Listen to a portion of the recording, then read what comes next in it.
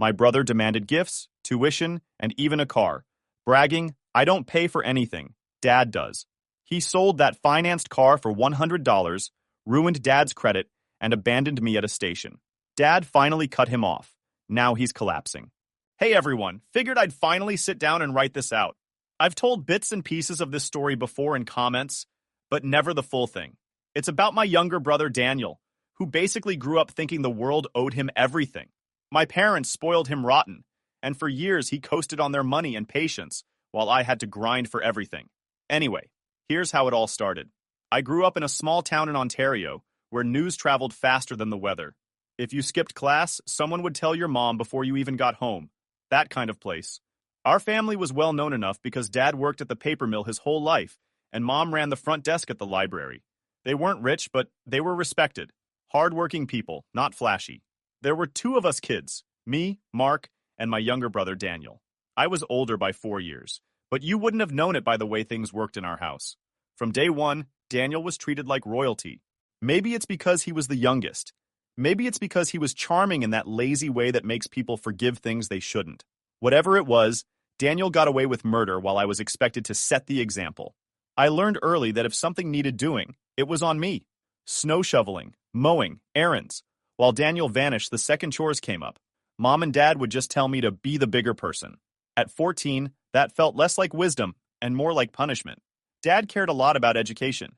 He set up RESPs for both of us. But by the time I applied to college, mine had gone to bills. When Daniel applied a few years later, suddenly there was money again. That was the pattern. If there was only enough for one, it was always Daniel. When Daniel turned 16, Dad found him a beat-up Civic and even paid the insurance. At that age, the best I got was borrowing Mom's minivan if I begged. Things are different now, Dad said when I asked. Different always meant better for Daniel. Daniel never took care of that car. Skipped oil changes, drove it rough, left trash all over the inside. When it broke down, Dad paid to fix it. If it got dirty, Mom cleaned it. Meanwhile, I was still biking to work or catching rides with friends until I could save up for my own used truck. The Civic didn't last long. He drove it into the ground, and by the time he was finishing school, it was already junked. By the time he graduated, Daniel had a full ride to a decent university. Well, not a scholarship, but Dad covering everything. Tuition, dorm, books. He'd brag to anyone who'd listen about heading to the city for school. People in town acted like he was going to cure cancer. Nobody asked me about the classes I was paying for at community college after shifts at the store. Small towns love a success story, and Daniel looked like one. The funny thing was, he wasn't successful at all. He was just carried. When he came home on breaks, his paycheck went to jackets and gadgets, while Mom and Dad stretched to cover his tuition. I'll never forget one night when I was 19. I'd been saving for months to buy an old Chevy pickup from a guy I worked with. I finally had almost enough. Daniel, still in high school at the time, dropped by that weekend and saw me counting the cash. He smirked and said, "Why don't you just ask Dad? He'll buy it for you." I told him not everyone could just snap their fingers and get handed a car. He shrugged and said, "Guess you should have been the favorite then." That sentence stuck with me. It was Daniel summed up in one line: smug, entitled, and convinced the world existed to hand him things. And the thing about the town is, people notice. Folks smiled when they saw Daniel in town, sure, but plenty of them whispered too. They knew who was paying his way. They knew who was covering his mistakes. But in our family, you didn't call it out. You kept the peace. So I swallowed it, worked, saved, and watched. Watched my brother get handed things I had to sweat for. Watched my parents stretch themselves thinner and thinner, trying to keep him happy. Watched Daniel's confidence grow, not because he was capable, but because he'd never once been told no. When Daniel got into university, it was like my parents had won the lottery. They told everyone. Cashiers at the grocery store, the mechanic, even the lady at church who already knew, because Daniel bragged to her grandson. I remember standing next to him at the high school graduation ceremony, while Mom cried and Dad patted him on the back like he'd just cured a disease. I was proud too, but mostly I was tired. I knew who was paying for it. The whole deal was set up. Tuition, dorm fees, meal plan, all on Dad's wallet. They said they wanted to give Daniel the chance they never had. I understood that part. But I also knew that every bill Dad paid for Daniel meant less saved for retirement, less for emergencies. At that time, Dad was already close to 60 and working longer shifts at the mill to make sure Daniel had his shot. Daniel went off to Toronto and instantly became the uni prince. He lived in residence, had a new laptop, and enough allowance from dad to keep him comfortable. When classes ended for the year, Daniel came back home. He didn't like staying at our house because he didn't want to follow mom's rules. So he'd split his time between there and his girlfriend Sarah's place. Sarah was nice enough when I met her, but she didn't work either. Her parents helped her out, and with Daniel freeloading on them too, they stretched thin. That didn't stop the two of them from getting pregnant. I'll never forget how my parents reacted when Daniel announced Sarah was expecting. Instead of shock or panic, they smiled and said, "Well, we'll make it work." That was the difference between me and him. If I'd come home with news like that, I would have been told to figure it out myself. But Daniel? He got hugs, promises of support, and a bunch of people talking about how responsible he'll become now. When their son Kyle was born, Daniel acted like he'd unlocked a new achievement in life. He told Dad he needed more money for diapers, formula, gas. Somehow, even though he had a part-time retail job, he never had enough. He worked at a clothing store in town during breaks from school. The paycheck should have helped with bills, but he used it for himself. New shoes, gadgets, food for him and Sarah when they went out. Not a dime went toward groceries at home, and he never offered mom or dad rent. One summer afternoon, I overheard him talking to Sarah in the backyard. He was telling her that when he graduated, he was going to ask Dad to buy them a car so they could start fresh. I almost laughed out loud. Ask Dad? Dad was nearing retirement. He'd already burned through most of my RESP to pay Daniel's last year of tuition. But Daniel didn't see the problem. He thought being a parent automatically entitled him to more help. Sure enough, after graduation day came, Daniel started dropping hints. That day was a circus. Our extended family came over, gifts piled up, cash in envelopes, a new watch from Mom, a gold chain from Dad. Everyone congratulated him like he'd run a marathon. He'd worked for that degree, sure, but so had the rest of us by proxy. Without Dad's long shifts and Mom's budgeting, Daniel wouldn't have finished. Later that night, he pulled Dad aside and said he needed a car. Not wanted, needed. He said Kyle deserved a safe ride, and it was the least we could do. That line made my blood boil. The least we could do? Dad had just spent years keeping him afloat. But Daniel played the baby card, and Dad's heartstrings were easy to pull when it came to his grandson. Still, Dad hesitated. He told Daniel he couldn't just buy him a car outright. Retirement wasn't far away, and he'd already drained savings. Daniel didn't care. He pushed. He said without a car, he couldn't work more hours, couldn't support Kyle properly. Finally, Dad caved halfway. He said he would co-sign a loan if Daniel found something affordable and reasonable. That way, Daniel could build his credit and still get the car. It was supposed to be a compromise. A week later, Daniel showed off the Geo Metro they'd found. A small, no-frills car. Price tag, about $3,000. Dad went with him to sign papers at Daniel's bank. The agreement was simple. Daniel would pay around $50 every 2 weeks. Nothing huge. But the catch was clear. If Daniel didn't pay, Dad was on the hook. Dad told him straight up, miss a payment, and it would ruin Dad's credit. Daniel nodded like he understood, swore up and down he'd be responsible. For the first couple of months, things looked fine on the surface. Daniel drove the Metro everywhere. He bragged to friends about finally being independent, about how he was managing on his own now. Sarah rode around with Kyle in the back, posting about their car like they'd achieved something. I wanted to believe he was actually stepping up. Maybe the baby and the loan would make him grow up. Maybe this was the point where he'd finally stand on his own 2 feet. Then, the cracks started showing. One afternoon, the phone rang while Dad was at work. I picked it up, and the guy on the other end said he was calling from Daniel's bank. Our family had always used Bank One, but Daniel had his account at Bank Two, so I knew right away it had something to do with him. The banker, bound by privacy rules, wouldn't say much to me, but he slipped up just enough that I realized it was about the car loan. My stomach sank. I told the guy Dad would call back, hung up, and waited until Dad got home. When I told him, his jaw tightened. He didn't even sit down, just grabbed his keys and went straight to the branch. When he came back, he looked like he'd aged 10 years in an hour.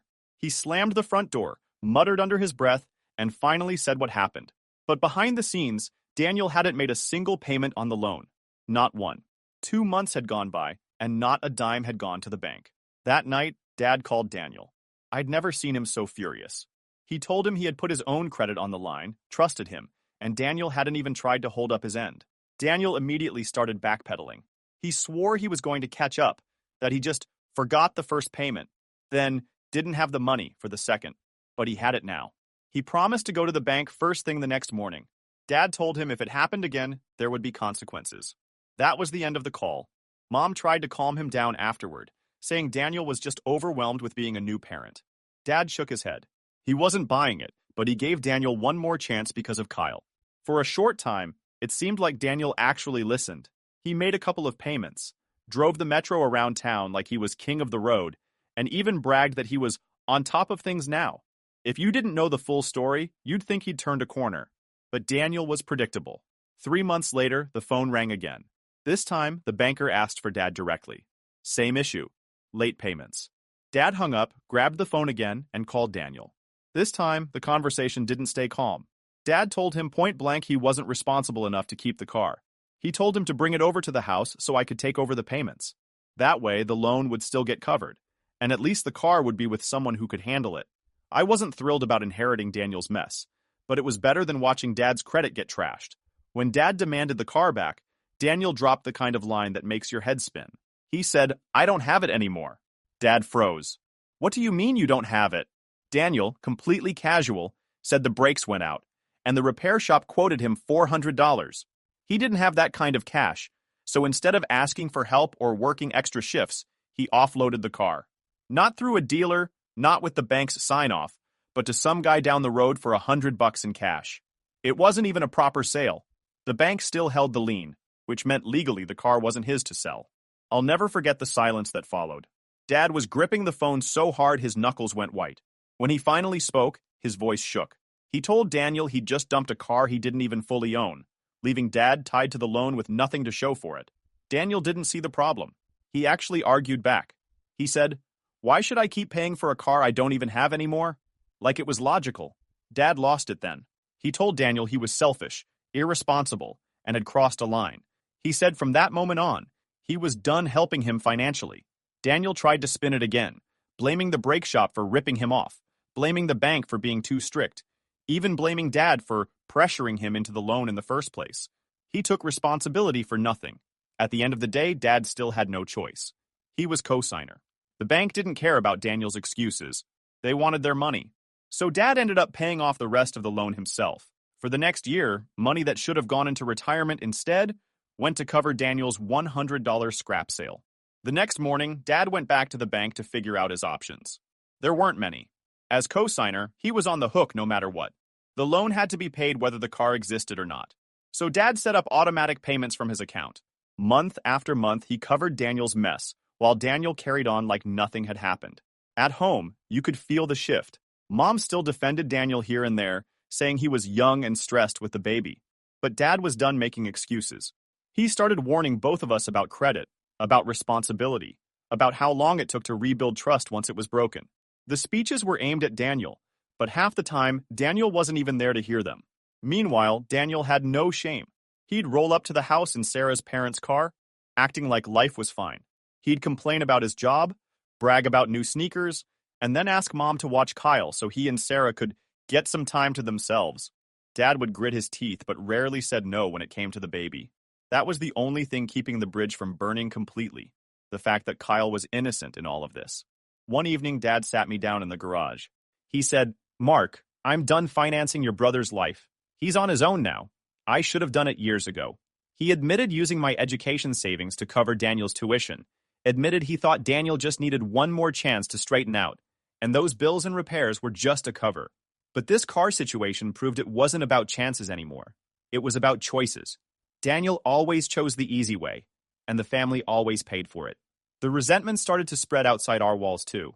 People in town began to notice the cracks in Daniel's image. Everyone had heard about him selling the metro for scrap while his dad still covered the payments. The proud university graduate with a family quickly became the guy who dumped his car for $100 and left his dad stuck with the loan. I'd run into people at the store who'd shake their heads and say, "Heard about your brother. Tough break for your dad." I'd nod, embarrassed, even though I had nothing to do with it. That was the frustrating part. Daniel made the mess, but the Dawson name took the hit. Quick pause, fellas.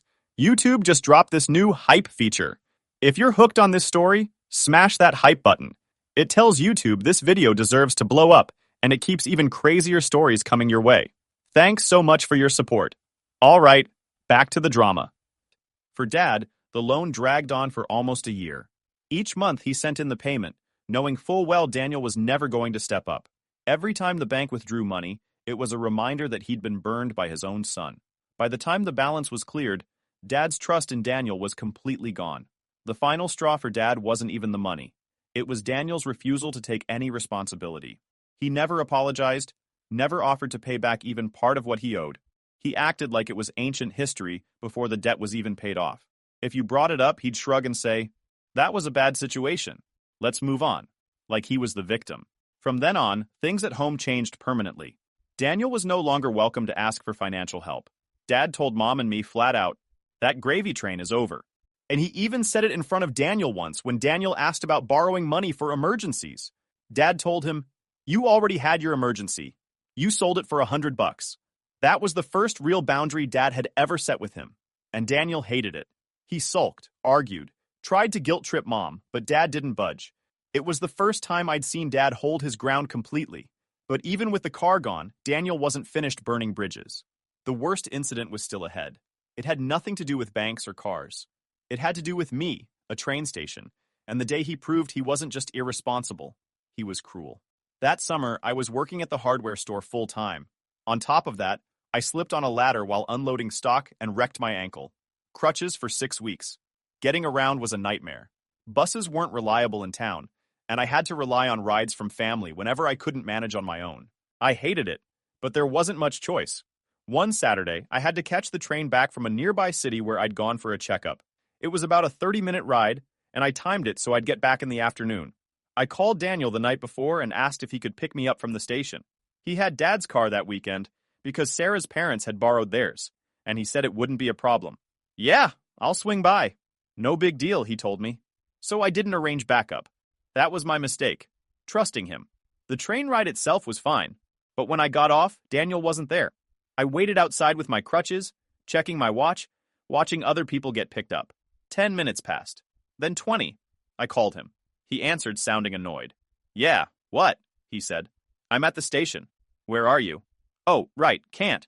I'm heading to the mall with Sarah." I thought I'd misheard. "What? You literally promised me you'd pick me up." "Relax," he said. "The mall's only half an hour away. You can figure something out." "Daniel, I'm on crutches. I can't just figure something out." "Well, I can't cancel plans just because you can't walk." "Not my problem, man. Gotta go." He hung up. I stood there, phone in hand, staring at the screen like it might explain how my own brother could leave me stranded like that. Cars pulled in and out, families reunited, and I was stuck on the bench, balancing on crutches with my leg throbbing. It wasn't just the inconvenience, it was the cruelty. He had the car. He was literally driving past our street to get to that mall. He could have picked me up in 10 minutes and then gone on with his day. Instead, he chose to leave me sitting there like an idiot. After about 40 minutes, I gave up waiting and called Mom. She was furious when she found out. She dropped everything, drove down, and picked me up herself. The whole ride back, she kept shaking her head and muttering, "I can't believe he did this." When we pulled into the driveway, Dad was already home. Mom told him what happened before I even got inside. Dad's face went stone cold. He didn't yell right away. He just went into the living room, sat down, and waited. Daniel strolled in about an hour later with shopping bags in his hands and Sarah trailing behind. He looked completely relaxed, like nothing had happened. Dad stood up and asked, "Where were you?" Daniel smirked. "At the mall." "Why?" Dad's voice stayed calm, but there was a sharp edge. "Why did you leave your brother at the station? He's on crutches. You promised him a ride." Daniel rolled his eyes. "I had plans." He could have figured it out. He's not a kid. That was it. Dad exploded. He shouted so loud the windows rattled. He said, "I've worked myself into the ground for you, and you can't even give your brother a ride when he's injured? You don't deserve this roof over your head." For once, Mom didn't defend him. She sat there with her arms crossed, glaring. Sarah tried to step in, saying Daniel didn't mean it, but Dad shut her down instantly. "Stay out of this." He knew what he was doing. Daniel fired back, calling Dad unfair, accusing me of making a big deal out of nothing. He said, "You guys act like I owe you my whole life just because you paid for school. I don't." That was the final nail. Dad pointed at the door and told him to pack his stuff. "You want to act like you don't owe this family anything? Fine. Don't live here." Daniel stormed upstairs, grabbed his clothes, and left with Sarah that night. No hugs, no apologies, no second thoughts. He didn't even look at Kyle's grandparents as he walked out. The house was quiet after he left, but it wasn't sad quiet. It was relief, like a weight finally lifted. For the first time, Dad admitted out loud what we all knew. Daniel was never going to change. From that day on, Daniel never lived under our roof again. He'd show up now and then, asking for help or trying to smooth things over. But Dad stood firm. He was cut off. The bank loan, the car, the station incident. It was all too much. At first, Daniel acted like leaving was his idea. He told people around town that he was moving on with his own life and cutting ties because we were too controlling. Everyone already knew about the car loan mess. Everyone had heard whispers about him, leaving me stranded at the station. For the first time, the golden boy image started to crack. Reality hit Daniel faster than he expected. Without Dad's money, he had to rely on whatever he could earn from retail jobs. The problem was, he never stayed anywhere long. He'd brag about getting hired, then complain 2 weeks later that his boss was toxic, or his coworkers had it out for him. He'd quit before hitting 3 months at most places. With no degree-related job and no steady income, bills piled up. Sarah tried to keep things afloat, but she was just as unprepared. She worked part-time at a diner, and when Daniel's hours dried up, she ended up covering most of the rent. They moved 3 times in 2 years, each place smaller and rougher than the last. From a half-decent apartment to a basement suite, and finally to a rundown rental house that smelled like mold. Their relationship started to fray. Sarah was tired of being the only one actually paying bills. Arguments got louder. Once, Mom told me Sarah showed up at the library with Kyle, nearly in tears, saying she didn't know how much longer she could put up with him. A year later, she packed up her stuff and left Daniel for good, taking Kyle with her. That was a turning point. Without Sarah, Daniel had no backup. He suddenly had to deal with child support. The government doesn't care about excuses or charm. They garnish your wages if you don't pay. And since Daniel never held a job steady enough, he was constantly behind. His credit tanked even further. Every time he tried to finance anything, furniture, a car, even a phone plan, he got rejected. Meanwhile, he had to rely on buses. In our town, buses weren't frequent, and everyone saw him waiting at stops with the same worn-out jacket. This was the guy who once laughed at me for saving up to buy a used truck. Now he couldn't even borrow a car because nobody trusted him not to trash it. In a town where gossip stuck like glue, Daniel became a punchline. The Metro story turned into shorthand for stupidity. Don't sell your car for scrap like Daniel. At bars, people joked he was the guy who thought a $100 bill was worth ruining his dad's credit. Occasionally, Daniel would try to crawl back. He'd call Mom, asking for a little help until payday. She gave in once or twice, but Dad shut it down quickly. He told her, every time we give him money, we keep him exactly where he is.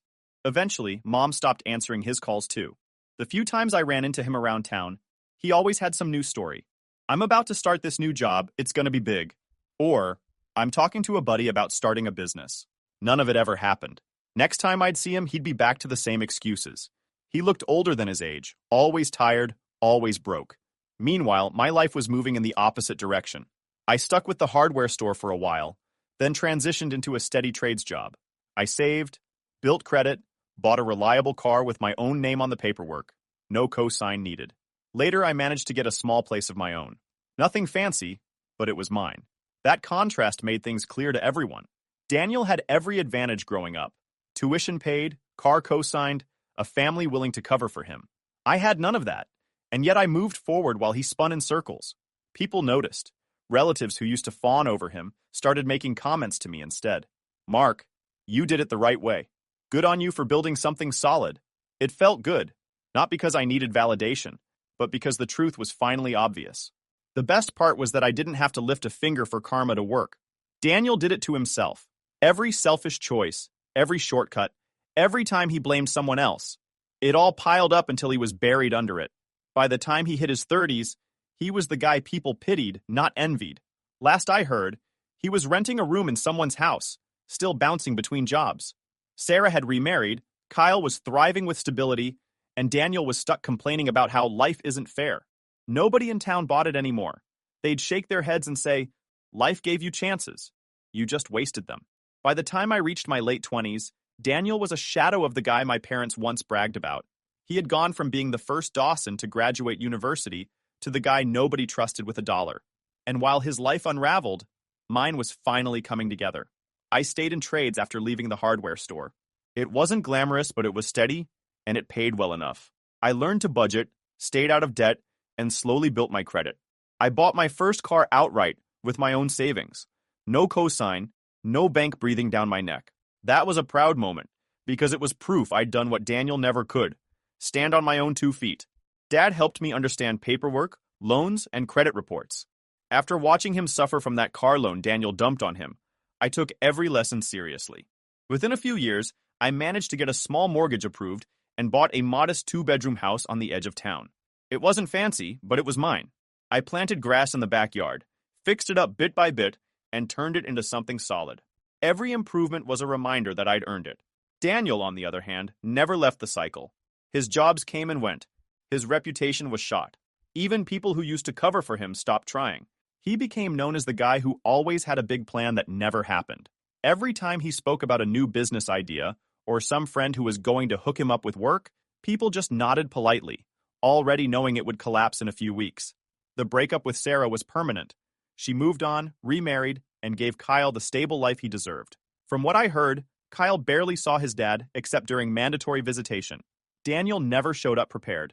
Sometimes he'd forget to bring basic things like snacks or a jacket, and eventually Kyle stopped wanting to visit.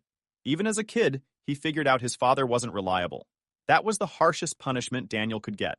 Not from courts, not from money, but from his own son choosing distance. Whenever I ran into Daniel in town, the contrast was glaring. I'd be grabbing groceries with a clear plan for the week. He'd be standing in line with nothing but junk food and beer bread, fumbling for change. He always looked older than he was, worn down, like the choices he made were etched onto his face. He'd sometimes try to spark conversation, saying things like, "We should catch up sometime." But there was nothing to catch up on. His stories were the same. Mine had moved forward. I built a circle of people I could actually rely on. Co-workers, a few close friends, later even a partner who appreciated stability over flash. None of that would have happened if I had wasted years cleaning up after Daniel.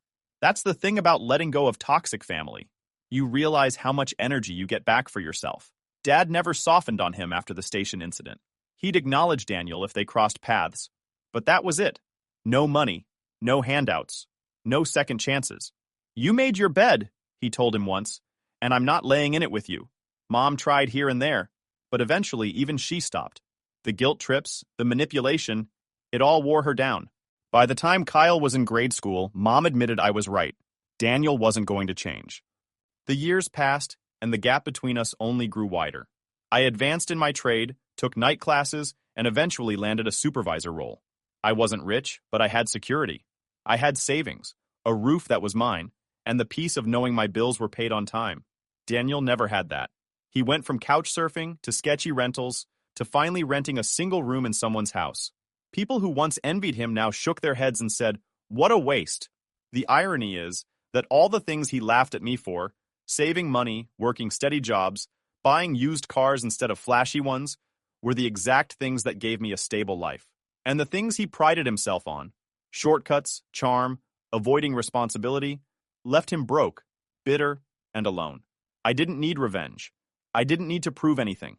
His life became its own warning sign, while mine became the proof that hard work and patience pay off. That's the closure I got.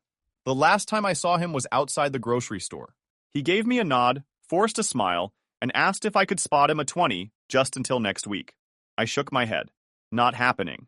He shrugged like he expected that answer and shuffled off. Watching him walk away, I felt nothing.